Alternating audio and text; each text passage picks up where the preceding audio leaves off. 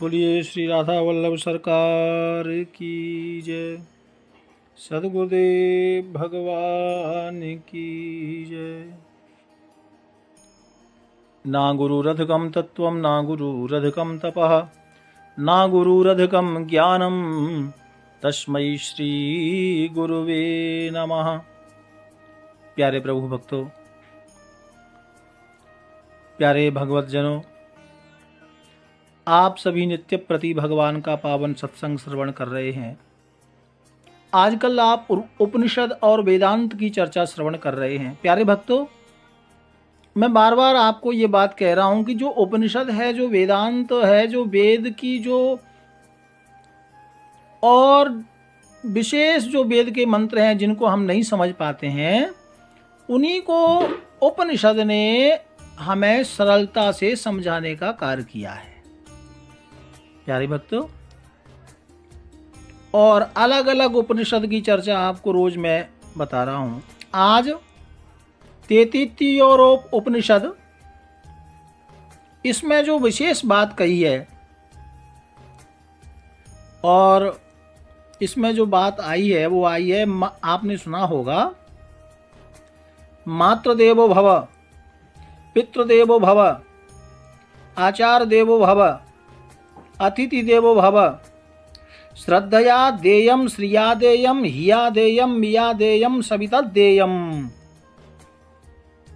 इसका मतलब क्या है भक्तों? श्रुति कहती है, शास्त्र कहता है, शास्त्र का आदेश है अपने संसारिक जनपुत्र बंधु बांधवों को कि हे पुत्र, तुम माता में बुद्धि रखना, यानी माता के प्रति श्रद्धा रखना, पिता में बुद्धि रखना, आचार देव में बुद्धि रखना तथा अतिथियों में देव बुद्धि रखना। श्रद्धा के साथ में लास्ट में देव बुद्धि, यानी देवताओं वाली बुद्धि। आप किसी अतिथि को देवता के समान स्वागत करें। और प्यारे भक्तों, यदि कोई विशेष भक्त है और इष्ट देव के बारे में जानता है और घर पे कोई अतिथि आ जाए, अच्छा भक्तों, अतिथि का मतलब क्या है? जो बिना तिथि बताए, बिना तारीख बताए अचानक कोई आ जाए, है ना, तो वो विशेष अतिथि है। जो बिना तिथि के आए, यानी अचानक आ जाए, है ना, तो ऐसा नहीं कि अरे ये बिना बताए आ गया, कोई व्यवस्था नहीं, अब सब गड़बड़, और फिर उसमें आप टेंशन लेते हैं, मूड खराब करते हैं। ऐसा मत करो। किसी भी अवस्था में अचानक कोई आ जाता है भक्तों, वही अतिथि है। अतिथि जिसकी तिथि का कोई कन्फर्म ना हो, तो उसमें देव बुद्धि रखना, ना कि घृणा रखना।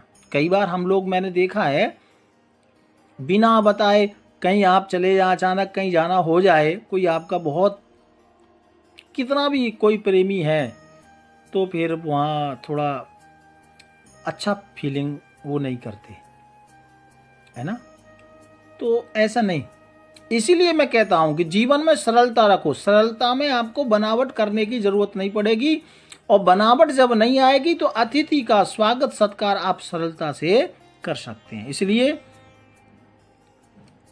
ये जो श्रुति कहती है, उपनिषद में भी कहा है, और उपनिषद की चर्चा हम कर रहे हैं कि जो अतिथि है उसमें देवता वाली बुद्धि रखना। प्यारे भक्तों, भाव ये है कि इन चारों को ईश्वर के प्रति प्रेम मूर्ति समझकर, प्यारे भक्तों, और मैंने कहा है कि प्रेम की मूर्ति कौन है, आपको मालूम है? प्रेम की मूर्ति श्री राधा रानी है। प्रेम की मूर्ति समझकर श्रद्धा और भक्ति से सदैव इनकी आज्ञा का पालन करना, नमस्कार करना, अभिवादन करना और सेवा करना,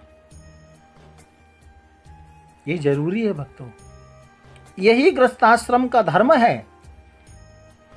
इनमें सदैव अपने विनय पूर्ण व्यवहार से प्रसन्न रखना। जगत में जो जो निर्दोष कर्म है उन्हीं का सेवन करना हमारे लिए कल्याणकारी है, तथा जो दोष युक्त निषिद्ध कर्म है उनका कर्म भूलकर स्वप्न में भी आचरण नहीं करना। यानी जो शास्त्र ने निषिद्ध कर्म बताया है उन कर्मों को भूलकर, है ना, श्रेष्ठ आचरण ही करना, गलत आचरण नहीं करना। व्यवहार में जो भी हमसे श्रेष्ठ है, चाहे वह उम्र में हो, विद्या में हो, तप में हो, आचरण में हो, है ना, आदि आदि, तथा बड़े कोई संत हो, ब्राह्मण हो, पूज्य हो, महापुरुष हो, घर में पधारे जो भी अतिथि हैं उनको पाद्य अर्घ आसन आदि प्रदान अवश्य करना चाहिए। हर तरह से उनका सम्मान करना चाहिए भक्तों, और यथा योग्य सेवा भी करनी चाहिए। यही शास्त्र कहता है, यही वेद कहता है और यही उपनिषद कहते हैं। अपनी शक्ति के अनुसार दान करने के लिए तुम्हें सदा तत्पर रहकर उदारता पूर्वक दान देना चाहिए। अच्छा, कभी हम किसी को दान देते हैं ना, तो उसमें हाना नहीं होना चाहिए, नहीं तो वो दान फिर लगता नहीं है। जो भी आप करें वो श्रद्धा से करें, जो भी आप उनको प्रसाद दें, जो भी आप सम्मान करें, खिलाने में भी उसमें श्रद्धा होनी चाहिए। श्रद्धा यदि नहीं है और श्रद्धा से ना करने वाला कोई भी कार्य है उसका फल नहीं मिलेगा। इसलिए जो कुछ भी दिया जाए वो श्रद्धा पूर्वक देना चाहिए। यही तैत्तिरीयोपनिषद में कहा गया है। हर रोज मैं एक उपनिषद का नाम लेता हूँ और उनका जो विशेष जो वाक्य है वो आपको बता रहा हूँ, आप समझना भक्तों। और जो कुछ भी आप उनके सामने दान करते हैं, खाने वाली वस्तु देते हैं, वस्त्र देते हैं, जैसा भी आप सम्मान करते हैं उसमें भाव होना चाहिए। और यदि श्रद्धा के बिना हम जो सम्मान करते हैं ना वो असद माने गए। गीता में 17वें अध्याय में 27वें श्लोक में इसका वर्णन आया है कि साथ ही लज्जा संकोच के साथ, देखिए हम कोई बड़ा कार्य करते हैं ना तो ऐसे गर्व से सीना चौड़ा करते हैं, तो उसका मतलब क्या, मन में अहंकार है। कोई अच्छा कार्य करें तो बिल्कुल साधारण और झुकाव के साथ करना चाहिए, है ना, संकोच के साथ देना चाहिए और ऐसा मानना चाहिए कि मेरा सारा धन भगवान का है।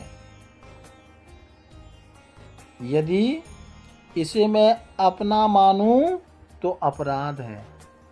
अपने मन में अपने दान पने का अभिमान नहीं आना चाहिए।